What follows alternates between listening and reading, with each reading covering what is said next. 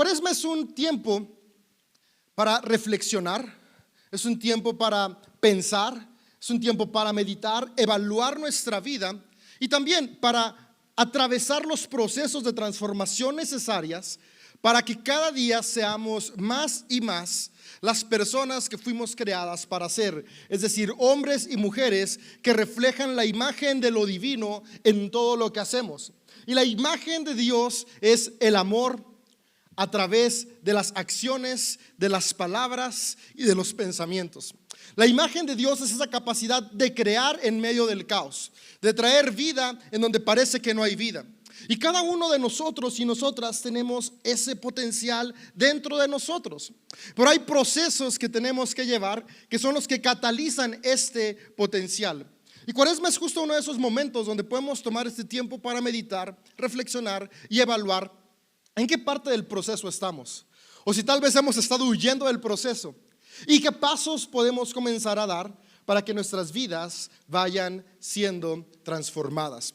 Al inicio de esta serie platicábamos cómo Cuaresma, 40 días, son 40 días que justamente en el lenguaje de las personas que escribieron los textos bíblicos significaba esto, proceso de cambio.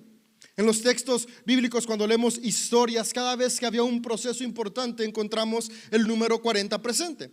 Cuando Jesús va al desierto, 40 días. Cuando Elías va al desierto, 40 días. Cuando está Israel en el desierto, era un proceso tan grande que tenían que pasar que eran 400 años. Y al final de cuentas, habla de esto. Así que cada vez que tú estés leyendo algún pasaje bíblico y te encuentres el número 40, piensa, ok, aquí está hablando de un proceso.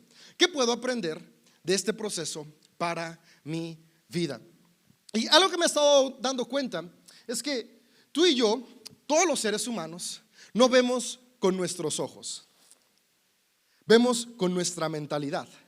Nuestros ojos son únicamente el receptor, pero tú y yo vemos con este increíble sistema que está en nuestra cabeza, que es nuestro cerebro, y con todos los conceptos que hemos desarrollado a lo largo de nuestra vida. Al final de cuentas, ¿no te ha pasado que de repente conoces, no sé, un amigo te dice, oye, hay unas quesadillas que están bien ricas y nunca las has probado y no sabes ni dónde están? Y te dice, pues dime cuál es la dirección. Y estaban a la vuelta de tu casa. Es como de, tengo 10 años viviendo aquí y nunca las había visto. Pero desde ese día uno que vas, ya nunca las dejas de ver. Siempre te das cuenta que están ahí. Porque no es que no estuvieran, es que tu mentalidad, tu mente, tu cerebro aún no había codificado que ahí había un lugar de quesadillas ricas. Por lo tanto, cada que pasabas por ahí, tu mente lo ignoraba. ¿O te ha pasado que no sé, a mí me pasó hace poco, hace un par de años me hice fan de la Fórmula 1, de estos coches que corren? Próximo domingo, carrera. Ojalá y se termine pronto el sermón porque es a las 11. Y yo, algo que me di cuenta es que antes de que me hiciera fan de este deporte, ni cuenta me daba que había un montón de gente caminando por la calle con la camisa de Checo, con la camisa de Mercedes, de Ferrari, de Alfa Romeo, de todos los equipos que están ahí. Nunca los veía. Pero cuando me empecé a ser fan era como de, en el gym él traía la camisa de tal y la camisa de tal. Y iban al consultorio clientes y era, mira, este también le gusta porque trae esta camisa. Gente que siempre las había usado. No es algo que acaba de salir hace 2 años, pero yo nunca las había visto porque era algo que no estaba en mi mentalidad. Una vez que comenzó a ser parte de mi vida, lo empecé a ver. Me pasó cuando Julieta compró la camioneta, una de las cuentas que tenemos, y yo no conocía esa marca. Se llama Acura. Y antes de que comprábamos la camioneta, yo ni sabía que existía. Pero el día que la fuimos a ver y que la compramos, empecé a ver Acuras por todos lados. No es que ese día llegó esa marca a México. No, ya tenía años en México, pero no era parte de mi mentalidad. Tú y yo vemos lo que está acá, no lo que está afuera. Por eso nuestra mentalidad determina nuestra realidad. Y muchas veces por eso nos vemos en el espejo y estamos bien guapos, pero como tenemos una mentalidad que nos menosprecia, nos sentimos feos. Todos somos creación divina, todos están divinos y divinas. Y por eso pasan estas cuestiones que todos tenemos capacidad creativa, capacidad de transformar, capacidad de hacer, pero nuestra mentalidad nos dice que no somos capaces y ante los retos nos vemos insuficientes. ¿Es que somos insuficientes? No. Pero no estamos viendo lo que realmente es, sino lo que pensamos. Por eso Jesús, cuando estuvo en la tierra, constantemente hacía esta invitación a cambien su manera de pensar. Porque la manera en la que pensamos determina la manera en la que vivimos. La manera en la que está compuesta nuestra mentalidad determina tres aspectos fundamentales que marcan cómo experimentamos la vida y cómo tratamos a quienes nos rodean. Y estos tres aspectos son: cómo me veo a mí mismo, cómo veo a las demás personas y qué pienso de la vida. Y Jesús vino a hablarnos a estas tres cosas, a invitarnos a vernos con aceptación y amor, a invitarnos a ver a los que nos rodean como Dios los ve, con el mismo valor a cada ser humano. Por eso en CDO decimos que somos una comunidad que ama a Dios y ama a todos. Y tercera cosa, Jesús vino a recordarnos que la vida es para disfrutarse, no para aguantarse. Y disfrutar la vida no es sinónimo de ausencia de problemas. Él mismo fue muy claro y dijo: en este mundo va a haber conflictos, aflicciones, problemas, dificultades, pero tengan confianza porque yo ya he vencido. Y esa confianza nos lleva, aún en medio de la dificultad y el problema, a poder disfrutar de la vida. Pero nuestra mentalidad determina si disfrutamos la vida o no. Y es que todos tenemos broncas. ¿Te pasa que a veces ves gente muy feliz y dices: yo quisiera su vida? Pero cuando conoces su vida dices: también tiene broncas, también tiene problemas. Y es que idealizamos. Y es que al final de cuentas comienza en nuestra mentalidad, cómo nos vemos. Y el pasaje del día de hoy habla justamente cómo nuestros prejuicios nos pueden limitar. Hay algo que se llama prejuicios limitantes, que son estos juicios de valor que hacemos para limitar nuestra vida, para limitar la vida de los demás y para limitar la manera en la que experimentamos la vida que tenemos. Y este pasaje está en Juan 4.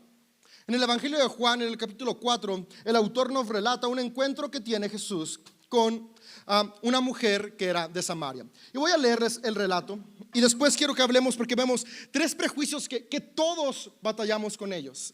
Y tres prejuicios que nos limitan en distintas áreas de nuestra vida, pero que Jesús vino a recordarnos que no estamos llamados a vivir con prejuicios, sino estamos llamados a vivir con libertad.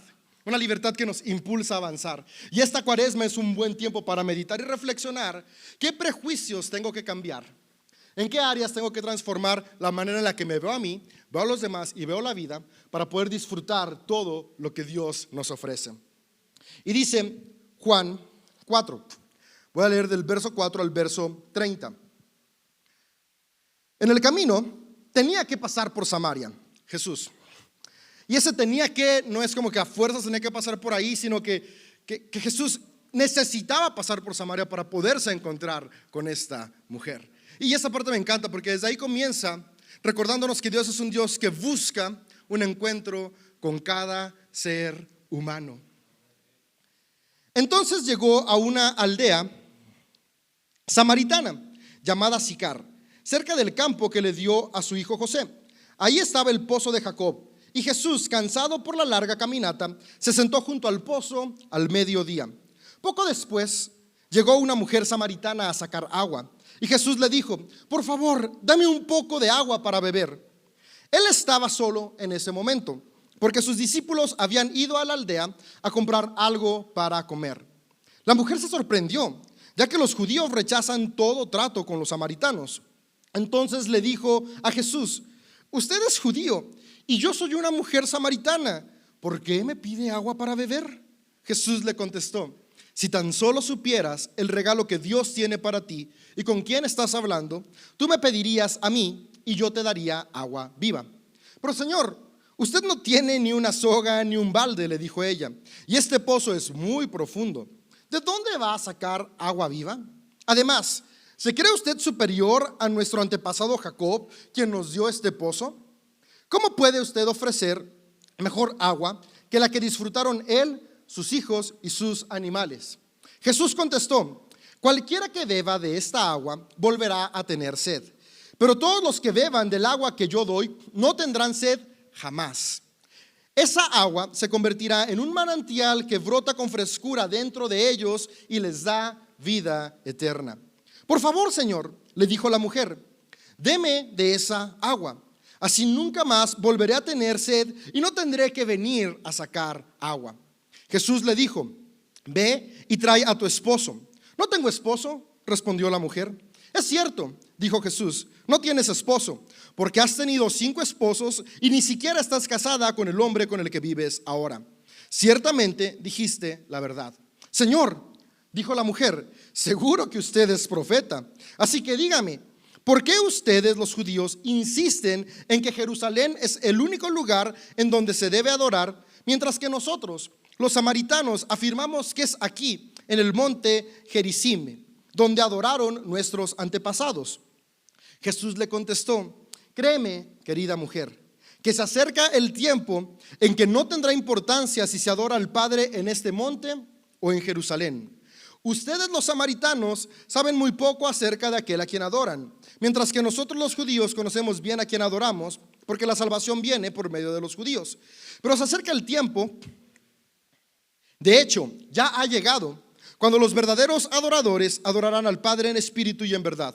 El Padre busca personas que lo adoren de esta manera, pues Dios es espíritu. Por eso todos los que le adoran deben hacerlo en espíritu y en verdad. La mujer dijo, sé que el Mesías está por venir, al que llaman Cristo. Cuando Él venga, nos explicará todas estas cosas. Entonces Jesús les dijo, yo soy el Mesías, y entre paréntesis, y te lo acabo de explicar. Y justo en ese momento volvieron sus discípulos. Se sorprendieron al ver que Jesús hablaba con una mujer, pero ninguno se atrevió a preguntarle, ¿qué quieres de ella? ¿O por qué le hablas?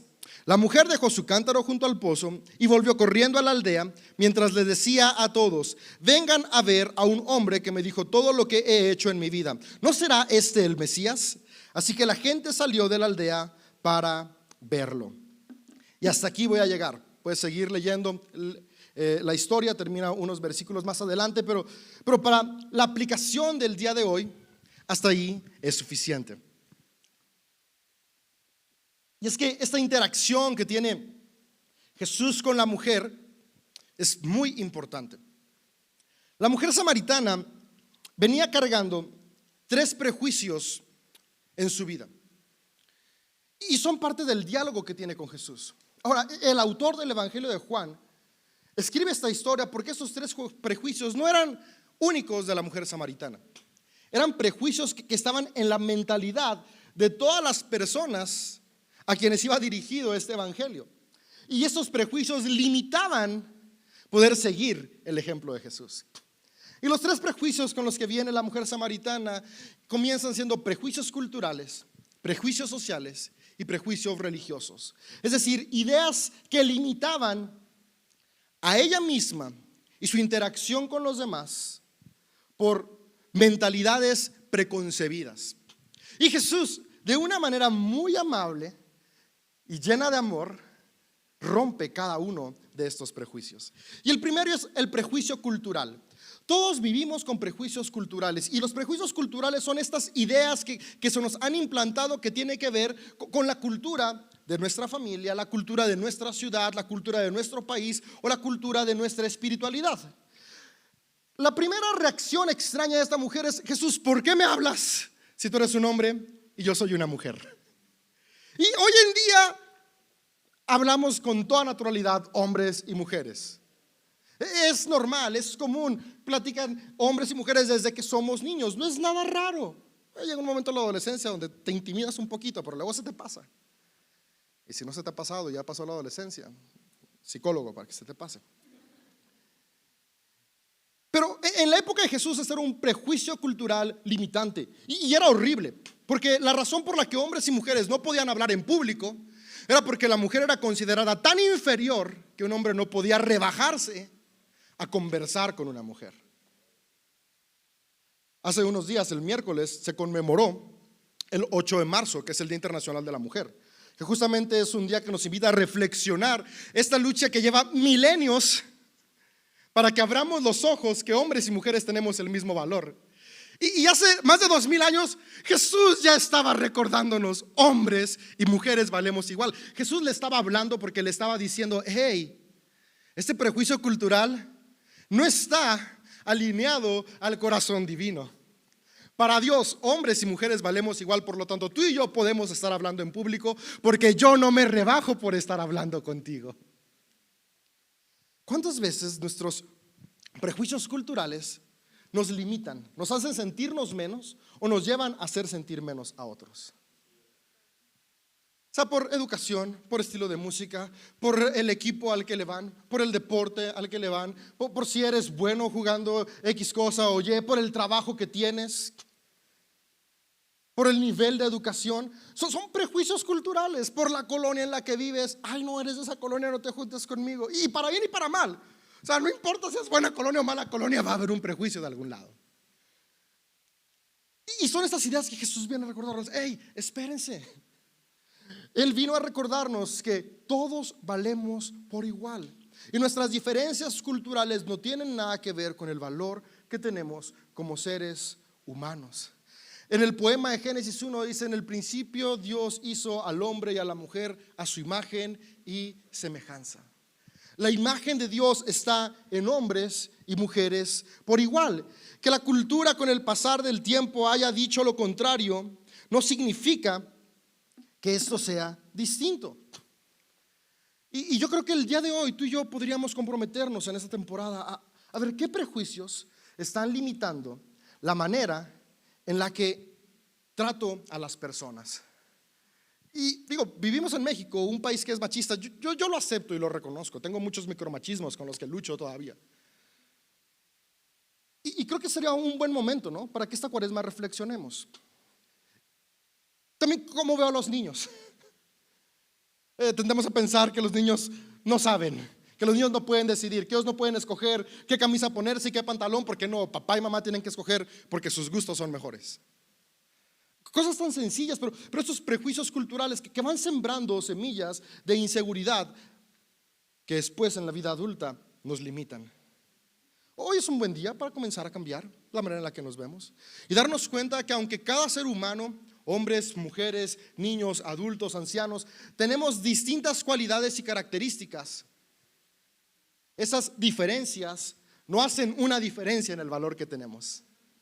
Esas diferencias no hacen una diferencia en la capacidad que tenemos de avanzar, de crecer y reflejar la imagen divina en nuestras vidas. El siguiente prejuicio que nos invita este pasaje a cambiar es los prejuicios sociales. Y al final de cuentas, entre Jesús y la mujer había otro problema: la nacionalidad a la que pertenecían. Y no nacionalidad, más bien la etnia a la que pertenecían, porque judíos y samaritanos compartían los mismos ancestros. Judíos y samaritanos, los dos provenían de las tribus hebreas que con el pasar del tiempo dieron origen a las naciones de Judá, de Israel, y después con ciertos movimientos sociales y políticos a la región de Samaria.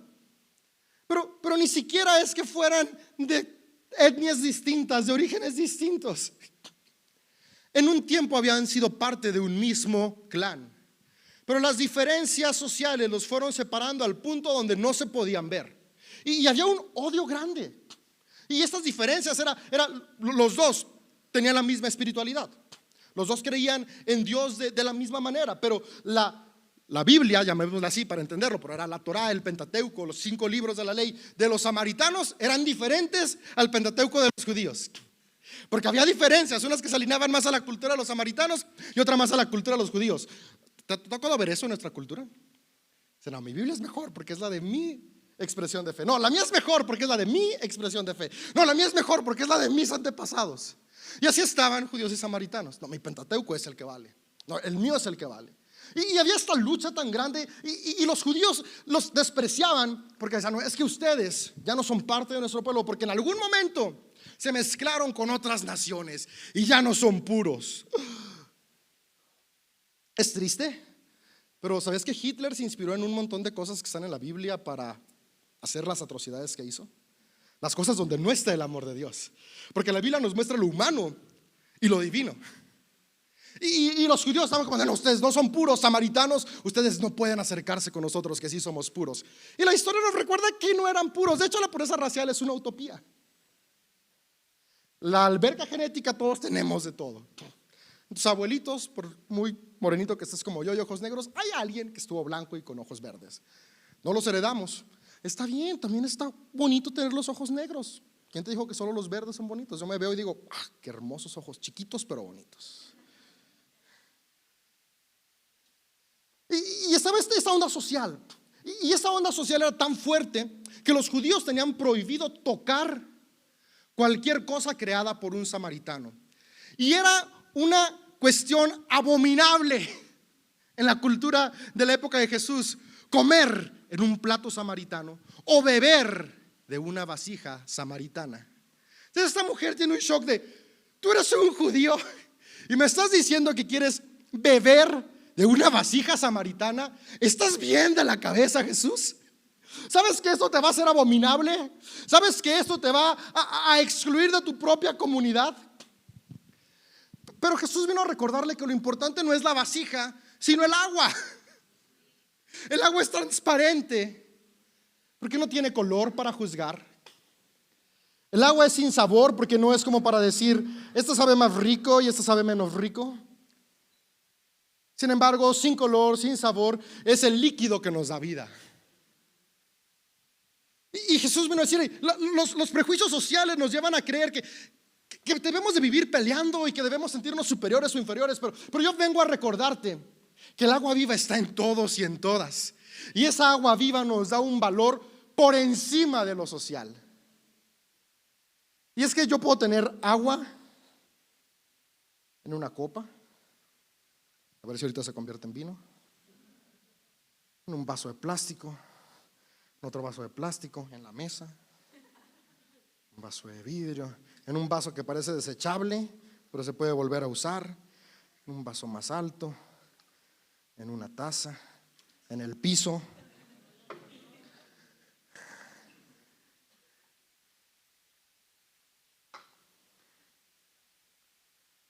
Unos chaparritos, unos altos, unos más gorditos, unos más flaquitos, unos mucho más altos, unos que parece que valen menos, otros que parece que valen más, unos que parece que están hechos para tirarse, pero no se deben de tirar. Y yo puedo hacer un juicio de valor de cada uno de estos vasos, pero lo importante no es el vaso, sino lo que tiene adentro.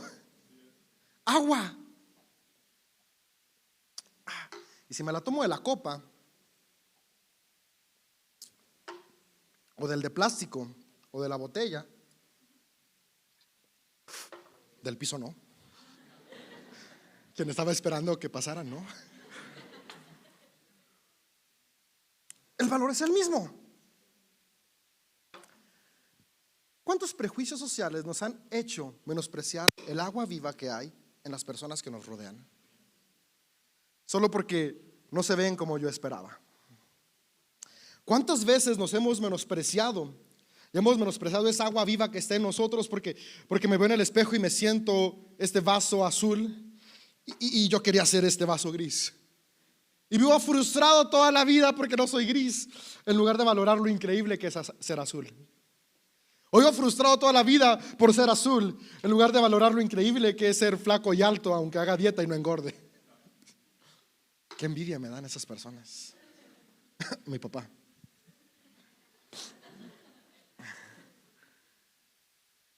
Y pasa esto, el prejuicio social nos lleva a ignorar lo que realmente vale. Y Jesús le estaba diciendo esto a esta mujer. Hey, no importa si eres samaritana. Para Dios no existe raza, credo, nación, religión, color de piel. El agua viva divina está en todos y en todas.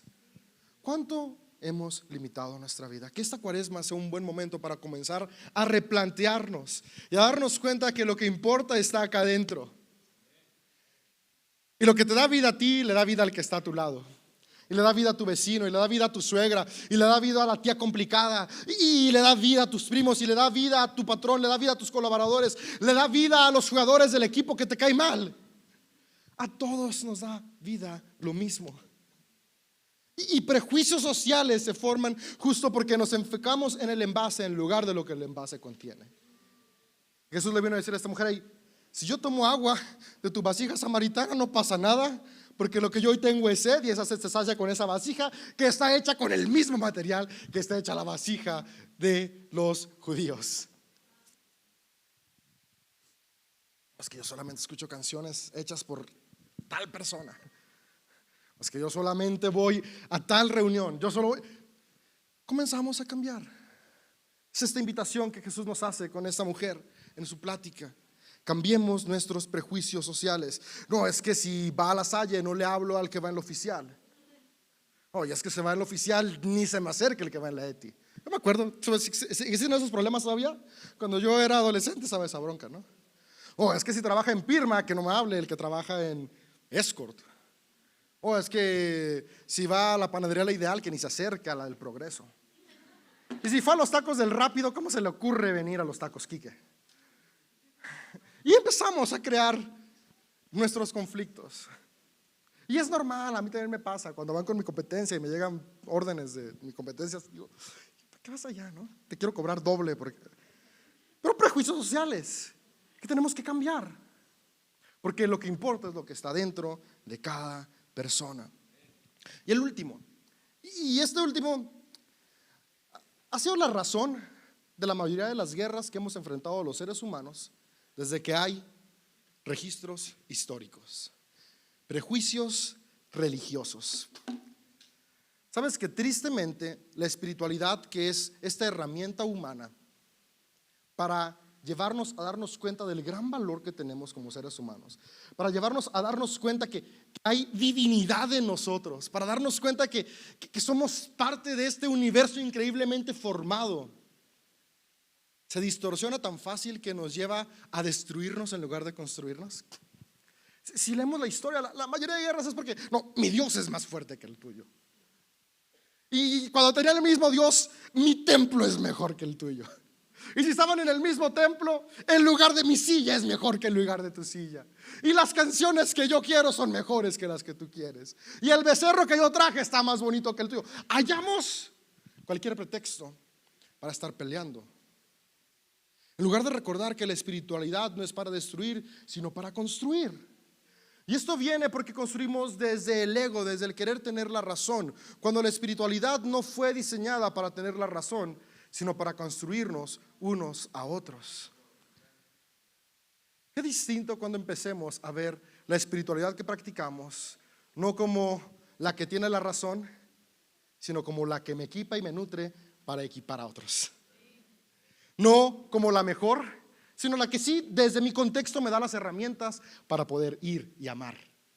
Cambia por completo. Y había una pelea entre a dónde adoran al mismo Dios. O sea, no estaban hablando de diferentes dioses, al mismo Dios, pero se peleaban si era en Jerusalén o en Gerizim. Es en CDO o en ponle cualquier otro nombre.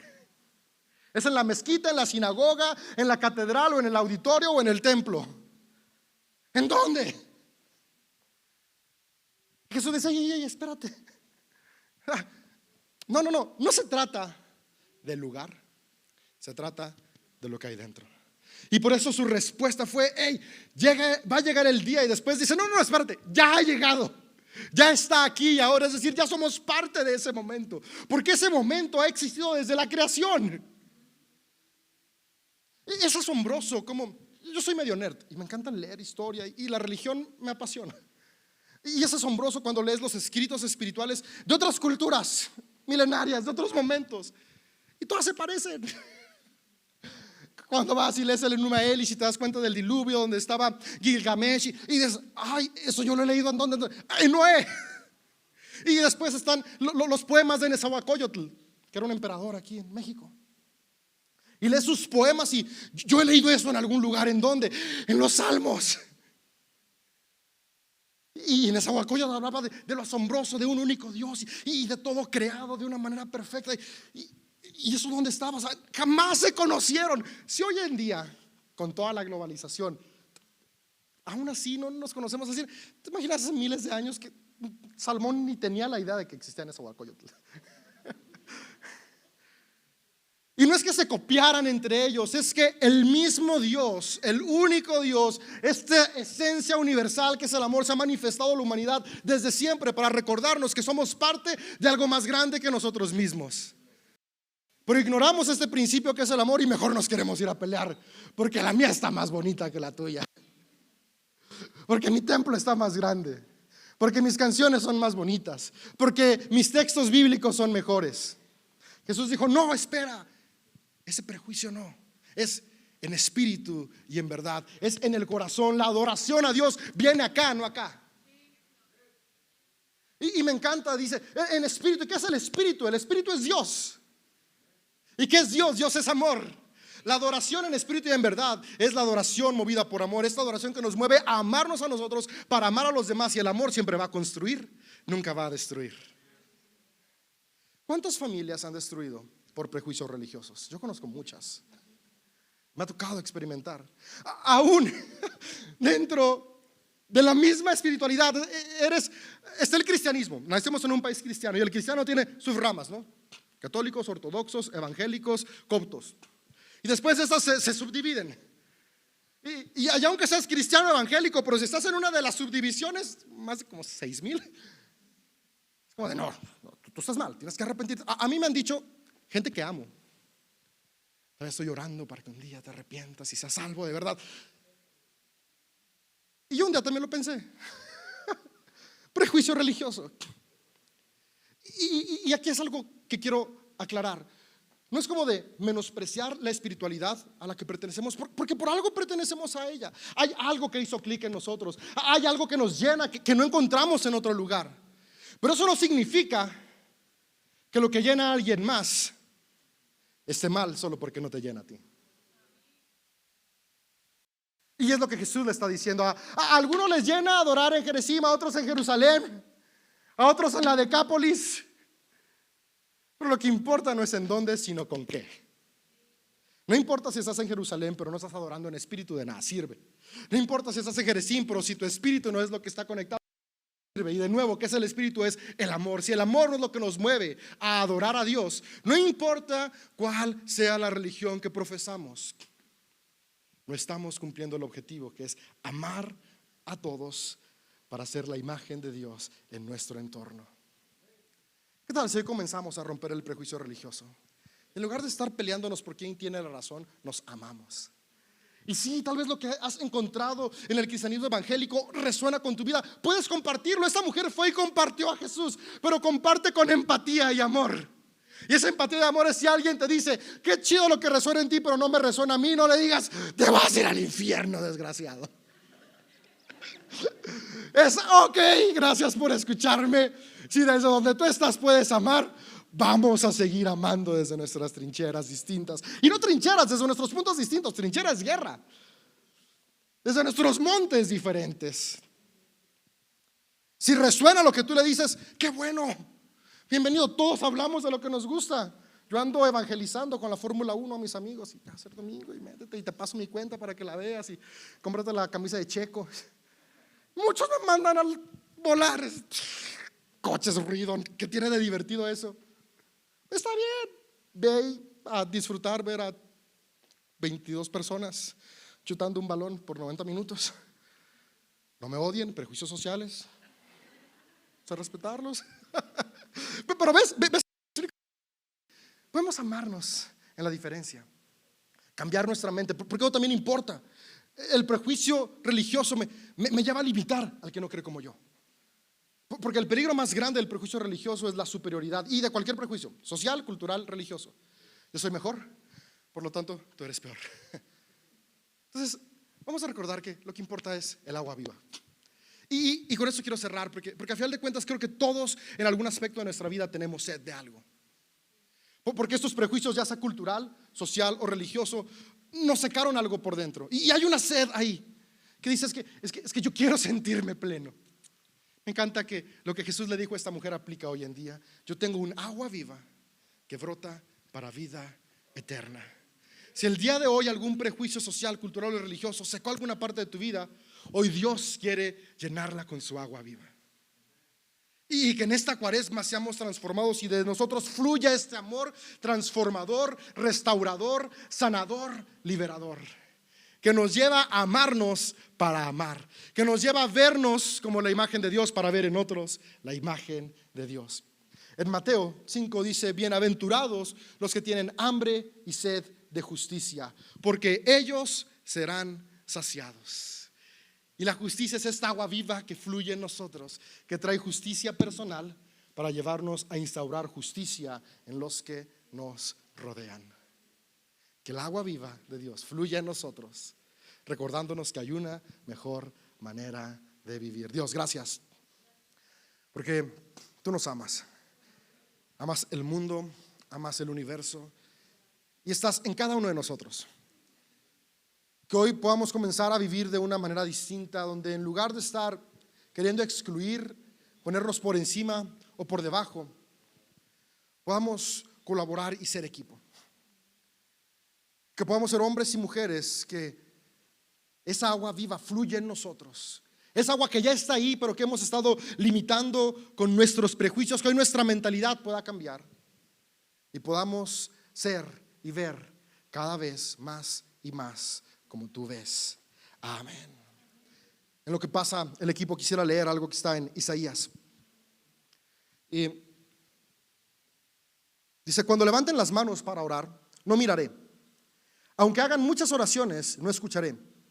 Porque tienen las manos cubiertas con sangre de víctimas inocentes. Lávense y queden limpios. Quiten sus pecados de mi vista. Abandonen sus caminos malvados y aprendan a hacer el bien. Busquen la justicia y ayuden a los oprimidos. Defiendan la causa de los huérfanos y luchen por los derechos de las viudas. Estamos llamados a defender a los oprimidos. Esa es la adoración de amor. Y no sé si te has dado cuenta que los profetas siempre hablan de ver por las viudas y los huérfanos. ¿Y alguna vez te has preguntado por qué? Los judaítas tenían el mejor sistema de ayuda social que había en su época. De hecho, por eso mucha gente se hacía judía. No tanto porque le convencieran la circuncisión, especialmente a los hombres, sino porque les convencía la increíble sistema de ayuda social que tenían. Entonces, ¿por qué si tenían tan buen sistema de ayuda social, los profetas siempre hablaban de cuidar a la viuda y a los niños? La respuesta está en Esdras 10. Y es una de las historias más tristes que hay en los textos bíblicos, porque Esdras llega junto con otro sacerdote y dicen: ¿saben qué? Nos casamos con extranjeras. La solución es: vamos a divorciarnos de ellas y a expulsarlas con sus hijos. La expulsión de una mujer y de un niño en la época de Jesús significaba la muerte. Si hoy en día es complicado, está registrado en la historia de otras culturas como uno de los feminicidios, genocidios más grandes que hubo en ese momento, porque cientos y miles de mujeres y niños murieron desamparados porque Esdras dijo: no eres judía. Qué injusto, ¿no? Porque a los hombres no llevaron ninguna consecuencia, ellos fueron los que escogieron. En la época de Judá no era como ahora que la novia te decía no. Ni siquiera te puede decir no. Qué triste. Y es por eso que los profetas decían: ¡hey! Esas mujeres y esos huérfanos que expulsaron, Dios dice: la adoración no es que se sientan muy puros en el templo, es que vayan y no las dejen y los dejen desprotegidos. Eso que hicieron creyendo que era honrar a Dios es ir contrario a Dios. Y lo dejo como una reflexión para nuestra vida. ¿Cuántas veces hemos sido Esdras? Y las veces que hemos sido Esdras, recordar que hay un Isaías en nuestro corazón. Hay una voz que clama en el desierto. Hay una voz del Espíritu Santo que nos recuerda: el amor nunca oprime, siempre restaura. Vamos a permitir que esa agua viva nos lleve a restaurar.